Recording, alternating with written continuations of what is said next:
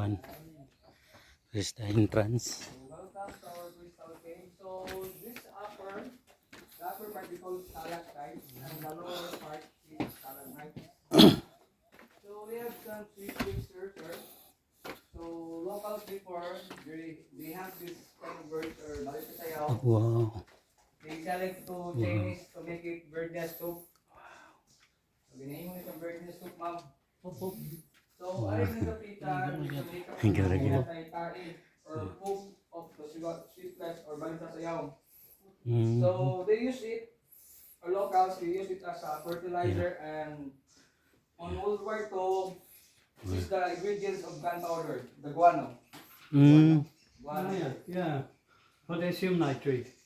Potassium nitrate. They use it as fertilizer. Oh. So Oh. that's why Yeah. we don't touch the stalactites and stalagmites because Oh. it takes thousands of years ang recovery niya. Mm.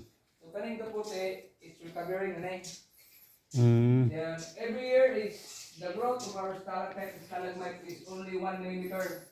Mm. So gamay di kaya mo nang kaning inani 20 years na siya. It takes 20 years or 30 years.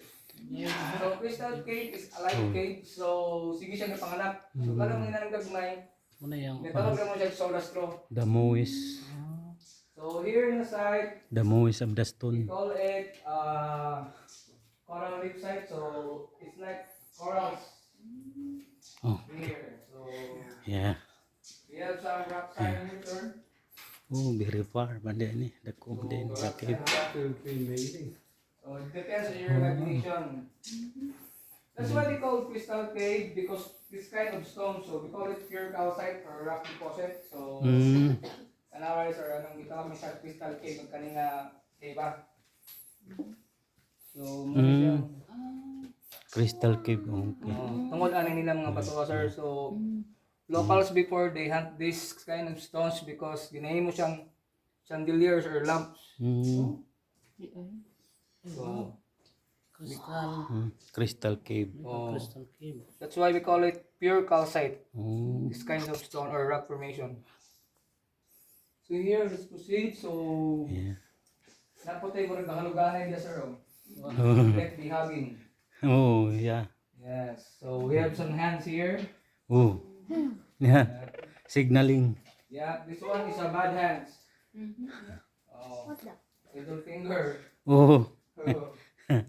So this one, the big one, like worship poste, we call it pillar or column. Mm. Stalactite and stalagmite nag-meet. So They it are takes meeting. thousands of years Oh. of kind of information like that. Yeah.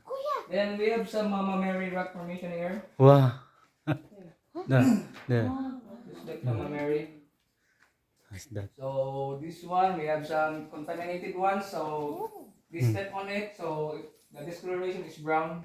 Mm. So they step on it. So we have some crystallized or glitterized stones. So it's like diamond, they glitters. Yeah, this one. Mm. So this one is example of the been touched, it's been contaminated. Oh. So this one is never been touched, so it's pure Yeah, white. pure white. So here, ma'am, you have some bats, small bats. They're hanging small bats. Mm. Oh. The small bag. So Yeah, lagi, doon ma'am, na, blind. yung natanggitan ng mga glow or yung mga chandeliers. Mm. Uyag na, gawang dara sa dagan kan sa lubay. So sir, sir kamo lang kita piyaklit nga gamay kayo. Dito.